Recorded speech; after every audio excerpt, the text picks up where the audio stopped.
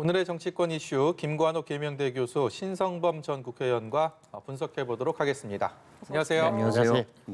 먼저 오늘 한국갤럽의 여론조사 결과부터 분석을 해보죠. 문재인 대통령 직무수행 지지도가 오늘 갤럽 조사 보니까 일주일 새에 5%포인트가 빠졌습니다. 이 30%대로 떨어진 게 꽤 앞서서도 보면 한 3주, 4주 정도가 됐네요. 한 달 만에 떨어진 것 같은데 특별한 이유가 있을까요? 어떻게 봐야 되겠습니까? 근래 가장 낮은 수치죠.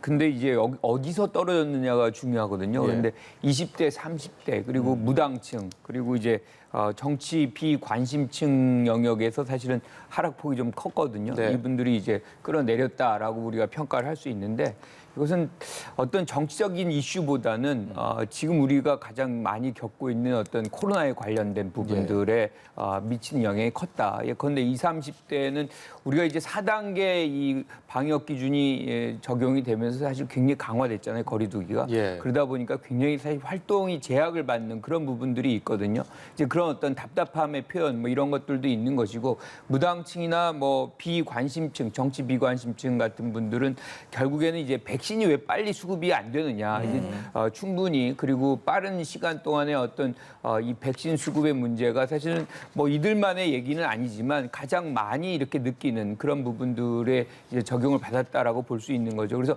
전반적으로 이제 갑자기 하락 한 5%가 하락이 됐는데 이 부분은 이 백신과 관련된 그리고 거리두기와 관련된 부분이 가장 크게 유효하지 않았나 이렇게 판단합니다. 예. 코로나19에 대한 정부 대응 조사 비율도 좀 살펴보면요. 잘하고 있다가 47%고 잘 못하고 있다가 46%로 맞서고 있습니다. 긍정평가는 지난해 5월에 85%까지 올랐다가 빠진 거거든요. 부정평가의 이유로는 역시나 말씀하신 것처럼 백신 수급 문제를 꼽는 비율이 가장 높았습니다. 자, 백신 공급 문제. 앞으로의 여권의 경선 레이스에도 혹시 좀 영향을 미치겠습니까? 어떻게 보시나요? 백신 수급 문제가 직접적으로 민주당의 경선에 영향을 미치지 않겠지만 문재인 대통령의 지지율은 분명히 영향을 미칠 겁니다. 말씀하신 대로 지금 말씀 잘해주셨는데 이게 결국 코로나의 백신 수급 문제가 가장 큰 거예요. 지금 상황을 정확하게 요약하면 우리가 부족한 백신을 어떻게 보면 4단계 거리 유지로 겨우겨우 메꿔가고 있다는 걸 국민들이 이제 체감으로 아는 거죠. 예. 굉장히 불편을 갖고 있는 일상생활에 언제까지 4단계로 이렇게 해야 되느냐는 그런 이제 불만의 목소리가 터져 나왔다 보니까 일반 국민으로 지금까지 그나마 선방하고 있다고 평가했던 사람들조차도 주변에서 벌어지는 일, 내 몸에 닥치는 일상적인 불안감 이런 거 보면서 옛날에 기억이 소환되잖아요. 대통령께서 모더나 뭐 2천만 명분 뭐 어떻게 한다고 1천만 명분, 2천만 회분 CEO까지 통화까지 하고 그렇게 그 기억도 나면서 전체적으로 대응을 잘못하고 있다는 인상을 굉장히 심하게 갖고 있는 거죠. 예. 네, 오늘 또 화이자 백신 계약 체결 소식이라든지 얀센 백신 또 미국에서 추가로 또 공여가 된다는 소식도 저희가 앞서 전해드렸는데 이 부분은 그러면 다음 조사 때는 또 긍정적인 비율에 많이 반영이 되겠습니까? 아무래도 이제 필요한 시기에 지금 우리가 4주에 이제 마다 이렇게 맞아야 되는 거잖아요. 2차 백신을. 그런데 이제 6주로 연장이 된 부분이 있어요. 이거는 그만큼 이제 수급이 안 되고 있다는 걸 반증하는 거거든요. 예. 그런데 물량이 그만큼 이제 충족이 되고 모더나 본사에 지금 찾아가고 있잖아요. 그래서 안정적으로 왜냐하면 네. 나중에 이제 이것이 델타로 확산이 되고 있는 상황 속에서 부스터샷을 맞아야 될 상황도 있기 때문에 그런 것을 안정적으로 이제 공급한다는 차원에서 모더나에게 확보하는 그런 부분들 같은 것도 충족이 된다면 저는 뭐 이것이 지지율에도 반영이 될 가능성이 매우 높다 이렇게 보는 거죠. 네. 오늘 오전에 이재명 경기도지사가 공언했던 대로 경기도민 전원에게 재난지원금을 지급하겠다라고 공식 발표를 했습니다. 이를 둘러싸고 굉장히 많은 얘기들이 나오고 있고요. 경쟁을 펼치고 있는 여권 주자들 그리고 야권에서도 다양한 목소리가 나오고 있는데요. 먼저 관련된 얘기 좀 듣고 오겠습니다. 지도부는 그 이후에 지난번에 이재명 지사가 전도민에게 재난지원금 지급하겠다는 그 보도 이후에 뭐 약간 원론적인 입장만 얘기하셨잖아요. 그때의 기조는 지방자치단체에서 할 일이긴 하나 중앙과의 협의, 토론 이런 것들이 좀 있었으면 좋겠다라는 정도로 그때 얘기가 됐었고 우선 타시도민들이 어떻게 받아들여 주실지 걱정이 됩니다. 그 점을 충분히 고려했더라면 하는 아쉬움을 가지고 있습니다. 전 국민이 국회의 결정을 받아들이고 있었을 텐데 거기에 형평성이 손상됐다 하는 점은 또 고려사항이라고 생각합니다. 네, 경쟁을 펼치고 있는 주자들의 얘기를 조금 요약을 해드리면 이낙연 후보는 형평성 손상이라고 보신 것처럼 얘기를 했고요. 정세균 후보는 반역이라는 표현까지 썼습니다. 그리고 김두관 후보도 바람직하지 않다. 물론 야권에서는 국민 등골 브레이커라는 맹공까지 펼치고 있는데 이 정도의 반응들이 예상했던 부분이었는지 그리고 앞으로 이 대선 레이스에서는 또 어떤 영향을 미치게 될지 참 여러 가지 궁금증을 낳고 있습니다. 이렇게 이제 반발은 예상됐던 부분이고 사실 이미 이재명 지사가 여러 차례에 걸쳐서 100% 보편 지급하겠다고 얘기를 했어요. 그걸 이제 실행하는 차원이 됐기 때문에 네. 여야 여당 내부에서도 이제 다른 목소리들 비판하는 목소리 나오는데 이거는 도정의 일환입니다. 그러니까 선출직으로서 각 개별 지자체들은 이렇게 재난지원금을 개별적으로 지원할 수 있는 그 권한이 존재를 해요. 그리고 이번 이제 작년 같은 경우 이제 대구시에서도 개별 재난지원금을 따로 지급을 했고요. 그러니까 지금 이 부분은 형평성을 그렇게 따질 일이 아니라는 말씀을 좀 드리고 싶은 거고 그리고 제주도 같은 경우도 이제 원희룡 지사가 지사 때 네. 1월 달에 또 이제 개별 지급을 했습니다. 그리고 서울시 같은 경우도 이번 3월 달에 5천억 원 규모의 개별 지급을 했거든요. 네. 그래서 이런 것들은 지자체 단체장이 사실은 가진 권한이에요. 그 이제 지자체의 어떤 사정을 봐가면서. 그런데 이제 이것이 뭐 대부 경선이라든가 또는 뭐 지금 대선의 어떤 국면에서 유리한 이해관계를 좀 만들어낼 수 있다라고 이제 다른 후보들이 생각하기 때문에 비판하는 것인데 저는 이거는 도정 철학에 관련된 부분이라고 생각해요. 만약에 이재명 지사가 예컨대 이제 선택적으로 이 선별 지급을 하다가 갑자기 최근 들어서 이제 선거 국면에 들어왔으니까 나는 보편 지급할 거야.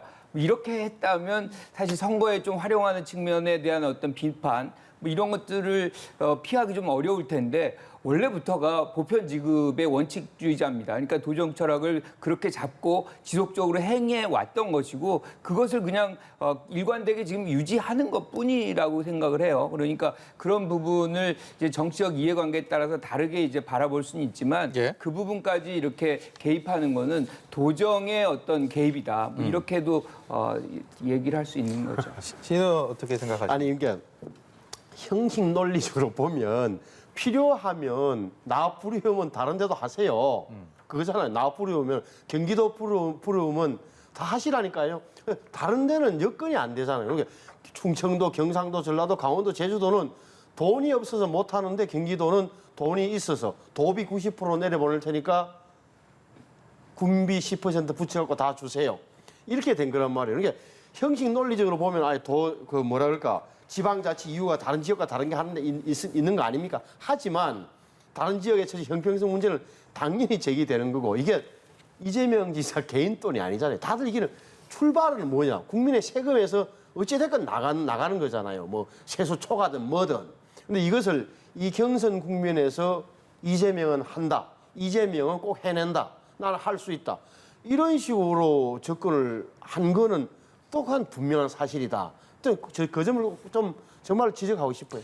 이재명 후보가 대선 주자이기 때문에 이 논란이 일어난 겁니까? 아니면 만약에 대선 국면이 아니라면 경기도지사의 이런 결정에 대해서도 똑같은 비판이 일어난 거라고 그 생각하십니까? 비판의 강도는 약해지죠. 그렇게 되면은 남는 것은 다른 시도의 형평성 그리고 지방자치에서 어느 정도까지 되느냐, 다른 지역의 그런 돈 문제, 그다음에 경기도 내에서는 80대 20이냐, 도 지원과 시군에서 그리고 90대 10이냐 이런 문제가 벌어지겠지만 이것은 아시는 대로 경선 국민한 현실 앞에서 이런 식으로 하는 것은 제가 볼 때는 굉장하게 다른 후보들 입장에서는 말은 못하지만 말은 심하게 못하지만 굉장한 그 뭐랄까 열패감을 가질 수밖에 없는 사안인 거죠. 네, 관련된 이재명 지사의 이야기는 오시면 꼭 물어보세요. 예, 잠시 후에 또 1번지 현장에 출연을 해서 직접 들어볼 수 있으니까요. 많은 시청 바랍니다. 질문을 좀 준비하셨죠? 예. 네, 알겠습니다. 관련해서 또 경선 불복 관련 이야기도 좀 여쭤보고 싶습니다.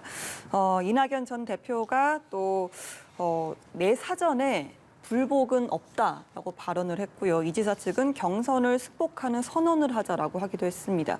관련해서 불씨가 사그라들지 않는 그런 모습이거든요.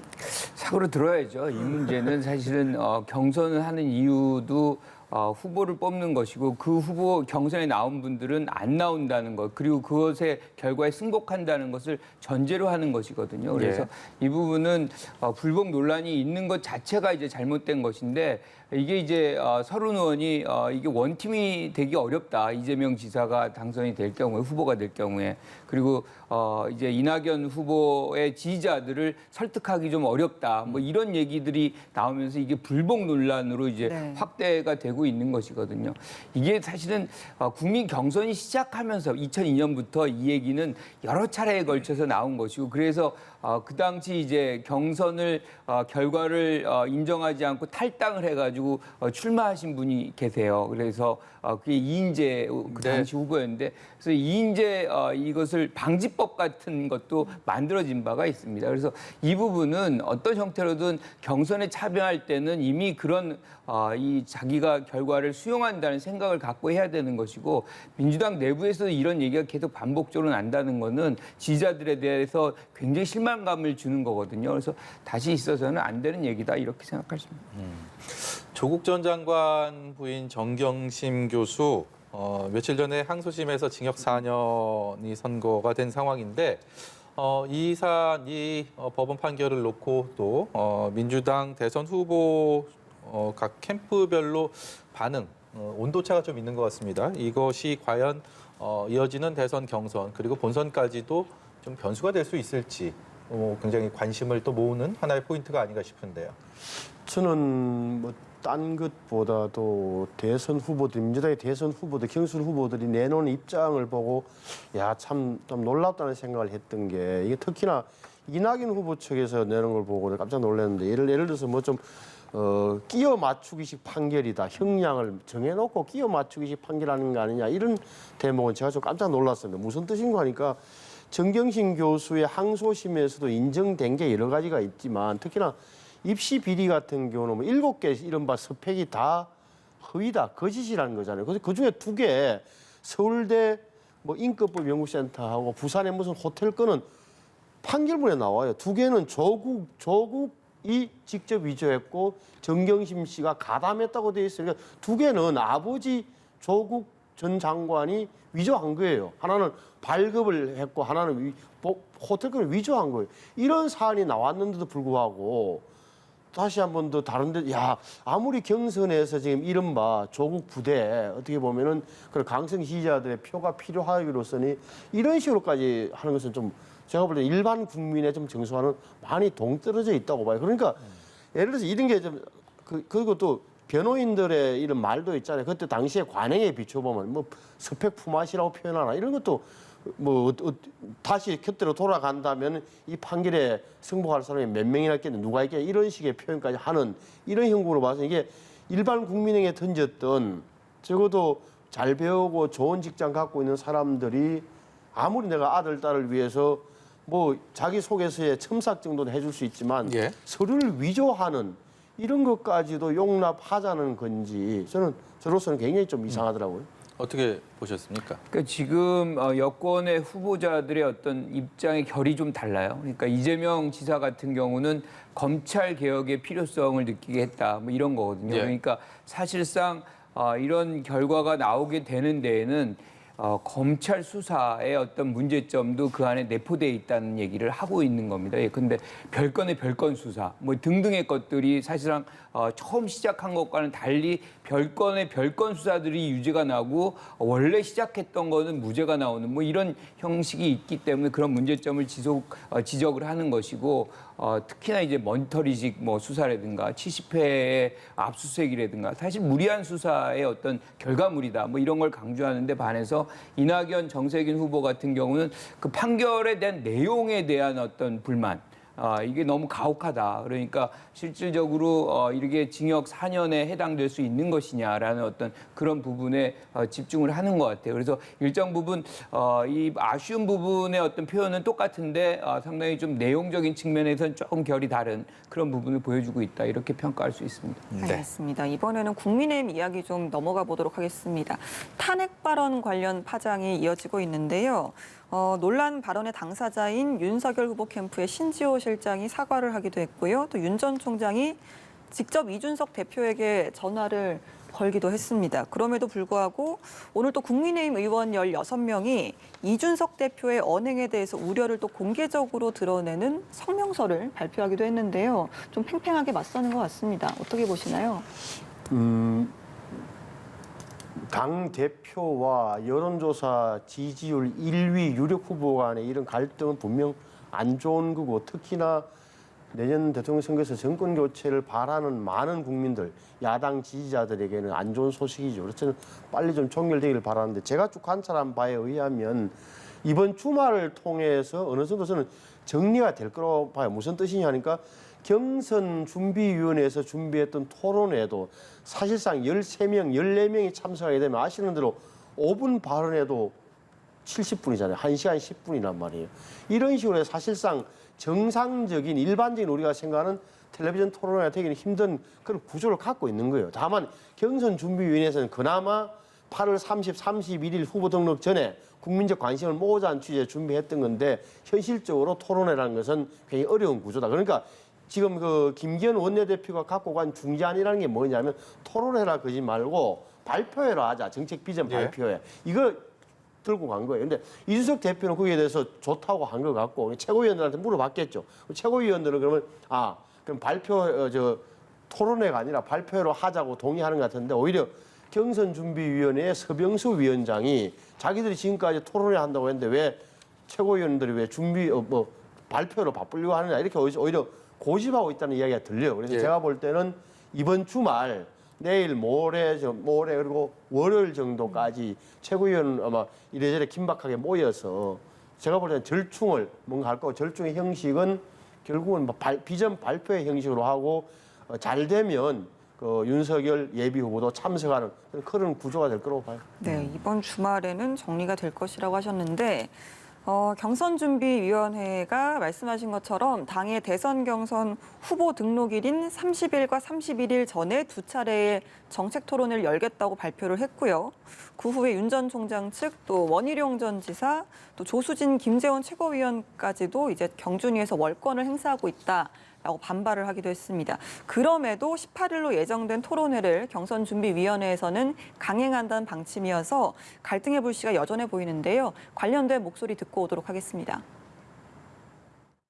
경선준비위원회라고 하는 것은 말 그대로 이제 후보의 대리인들이 모여서 경선 과정에서 소소한 룰 미팅이라든지 토론을 뭐 이렇게 몇 번을 하고 뭐 시간을 어떻게 잡고 뭐 기호 추천 방식은 어떻게 되고 뭐 이런 것들을 얘기해야 되는데 이게 경선준비위원회가 직접 경선 자체의 일환인 토론회를 한다는 것이 이제 어떻게 보면 일단 이해가 안 가고 그러면 8월 18일에 하나 9월 10일에 하나 도대체 그게 무슨 차이가 있다고 경준위에서 이렇게 무리해서 당겨서 하려고 하는 건지. 근데 특보님 그럼 네, 김관옥 교수께도 좀 여쭤봐야 될 것 같은데요. 일단은 이준석 대표를 둘러싼 야권 내 어떤 그 반발하는 기류들 그리고 거기에 또 맞서는 그런 신경전들 그 현상들에 대한 것도 좀 여쭤보고 싶고요. 또 한 가지는 이 토론회를 두고서 지금 야권 주자들 다 한마디씩 거두는 분위기인 것 같습니다. 원희룡 후보도 뭐 권력에 도취했다라고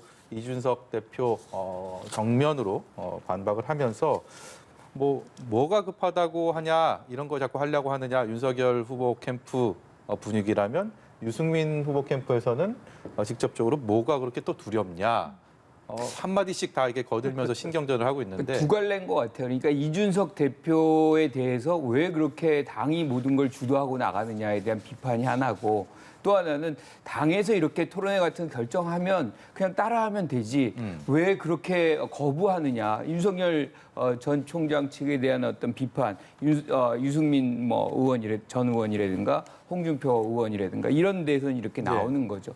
각자의 입장에서 좀 다르게 이제 표출을 하고 있는데 기본적으로 권력 투쟁입니다. 이거는 결국에는 당 운영, 특히나 경선의 어떤 관리, 운영을 누가 할 것이냐. 그런데 저는 이거 굉장히 이례적이라고 봐요. 그러니까 당이 지도부가 뭔가 결정하면 사실은 대부분의 후보들은 지금 뭐 말을 안 하고 있잖아요. 그냥 한단 말이에요. 근데 지지율 1위라고 하는 윤석열 전 총장 측에서는 그 시기나 뭐 이런 부분에 대해서 굉장히 자기들의 의사를 거기에 반영시키려고 하고 원하지 않으면 참여를 안 하고 이게 사실은 현실적으로 있어 왔죠. 기습 입당에다가 거기다가 당 행사에 한 두 차례 불참을 하고 급기야는 이제 뭐 탄핵 얘기까지 나왔어요. 그러니까 뭐 어떤 형태로든 이번에 18일 날 이걸 연다면 사실 여기에 불참을 하느냐 윤석열 전 총장이 참여하느냐에 따라서 이 어떤 혼란상 뭐 이것이 봉합이 되느냐 아니면 계속 확대 재생산되느냐를 이제 가늠하게 될 것 같은데 저는 지지율 1위라 그러면 오히려 더 당 행사에 적극적으로 솔선수범에 참여한다 그러면 오히려 시너지 효과가 더 나올 것 같아요. 주도권도 오히려 더 잡아갈 수 있는 그런 이 형국을 만들 수 있는 그런 것이 되는데 지금 상황에서는 힘으로 좀 압도하려고 하는 것 아닌가 뭐 이런 생각을 지울 수밖에 없는 것이고 그러다 보니까 이런 토론회 같은 데서도 토론회 어떤 뭐 문제가 있는 거 아니냐 뭐 이렇게 이제 이 여론이 만들어질 수도 있는 배경이 되는 거예요. 그러니까 저는 뭐 윤석열 전 총장이라면 오히려 더 적극적으로 그럼 내가 나가겠다라고 하면 전반적인 리더십을 오히려 본인이 갖고 갈 수 있는 거거든요. 오히려 이준석 대표가 약간 좀 멀쩡해지는 그런 상황도 있을 수 있으니까 한번 적극적으로 나서는 것을 한번 추천해 봅니다. 이 사안에 사실 초반기만 해도 윤석열 전 총장이 국민의힘에 입당을 하느냐 그렇지 않느냐 이 상황만 봐도 그때 당시에는 조금 이른바 기선을 잡으려는 그런 뭐 그런 해프닝 정도로도 좀 볼 수 있다라는 견해들이 많았는데 지금 이제 주변인들까지 다 가세하면서 이 걷잡을 수 없이 이 사태가 커진 거 아니냐 이런 우려도 분명히 있는 것 그래야 같습니다. 캠프가 만들어졌으니까 그리고 말씀 잘해 주셨는데 이게 국민들 입장에서는 이게 뭐 경선 준비위원회든 최고위원회 결정이든 그래 윤석열, 최재형 다 들어갔는데 토론 한번 해보면 좋지. 이게 일반적인 생각일 거예요. 그러니까 권한쟁의, 다시 말해 권한을 다투는 것은 당내 이야기고 토론에 하느냐 마느냐, 거기에 누가 참석하느냐, 오간 이야기가 뭐가 될까. 이게 가장 관심사일 텐데 말씀해 주신 대로 만약에 18일 날 그게 토론회가 됐던 정책 비전 발표가 됐든 간에 처음 모이게 되면은 스팟라이트 이렇게 각광은 좀 많이 받을 겁니다. 그리고 제가 볼 때도 윤석열 총장도 제가 관찰해 본 바에 의하면은 토론 못하는 스타일이 아니에요. 그분은 윤석열 나름대로의 스타일이 있다고. 근데 사실 이게 말 잘하고 조리 있게 하고 뭐 순발력 있고 하는 게 국민들이 보는 게 아니잖아요. 보면 모든 걸 보는 거예요. 태도, 발음, 음색 보면서 사람들이 저 사람이 어떤 생각을 내면으로 갖고 있거나 하는 걸 판별을 한단 말이에요. 저는 그래서 누구나 토론회는 피할 이유가 없다. 그리고 지금 같은 비대면 상황에서 그나마 국민들이 볼 수 있는 것은 토론회밖에 없다. 저는 여야를 막론하고 이건 이 시대에 맞는 대선의 어떤 후보 선택 과정이라고 보는 게 맞는 것 같아요. 네, 저는 이 부분도 궁금한데요. 아까 신 의원님 말씀하신 것처럼 토론회가 아니라 뭐 비전 발표회 형식으로 바뀔 수도 있다고 하셨는데 그런 가능성은 얼마나 보시나요? 일단 형식의 문제에 있어서 후보들이 다 이제 동의를 한다 그러면 사실은 가능하죠. 불가능한 건 아닙니다. 그런데 지금 당장에 유승민 후보 같은 경우에는 토론을 피하는 거 아니냐 뭐 이렇게 얘기 나왔는데 그걸 당장에 뭐 수락할 가능성이 없는 것이고 저는 이 부분도 이런 것이 만약에 민주당에서 나타났다. 예컨대 뭐 지지율 1위를 달리는 이재명 후보가 만약에 나는 이런 형태 싫어해. 뭐 발표 형태로 가고 싶어. 이러면 바로 이제 공정성 논란에 휩싸일 가능성이 있거든요. 이제 그런 걸 본다 그러면 저는 이게 국민들이 양쪽을 다 보고 있는 거예요. 그러니까 지금 국민의힘 당만 지금 전개되고 있는 것이 아니기 때문에 그런 룰을 일관되게 적용시키는 그런 부분까지도 국민들이 예리하게 보고 있습니다. 그래서 저는 혼란상이 계속 길어진다고 한다면 수권 능력까지도 평가받는 그런 상황이 될 수 있다는 것을 좀 생각을 해야 될 것 같습니다. 네, 최재형 전 감사원장이요. 어제 국민의힘 초선 의원 모임 강연에서 정부가 국민의 삶을 모두 책임지겠다는 것은 위험한 발상이다라는 발언을 해서 논란이 일고 있습니다. 뭐 여권은 물론이고요. 야권에서도 비판의 목소리가 나오더라고요. 어떻게 들으셨습니까?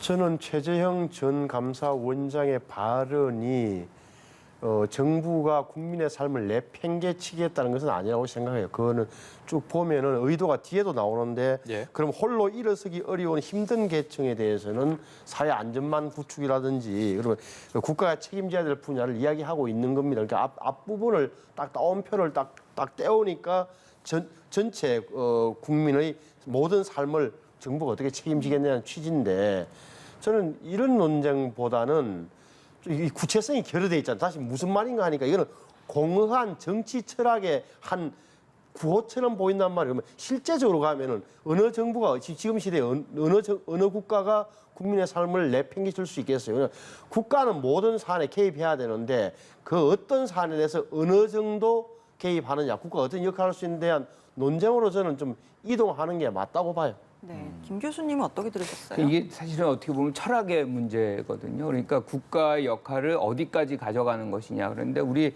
헌법의 34조에 보면 인간답게 살 권리가 보장. 그러면 누가 인간답게 해야만 만들어줘야 되는 것이냐. 그 책임은 개인에 있는 것이 아닙니다. 이게 헌법에 담았다는 거는 국가가 그 역할을 하겠다는 것이거든요. 그러니까 그런 부분. 그리고 국민들이 사실상 우리가 세금도 내고 그리고 병역 의무도 다하고 의무를 합니다. 그러면 당연히 국가는 그에 반해서 대응해서 사실은 생명권과 재산권을 보호해야 되는 의무가 또 국가에게 있는 거예요. 예. 그런데 다 하지 못한다.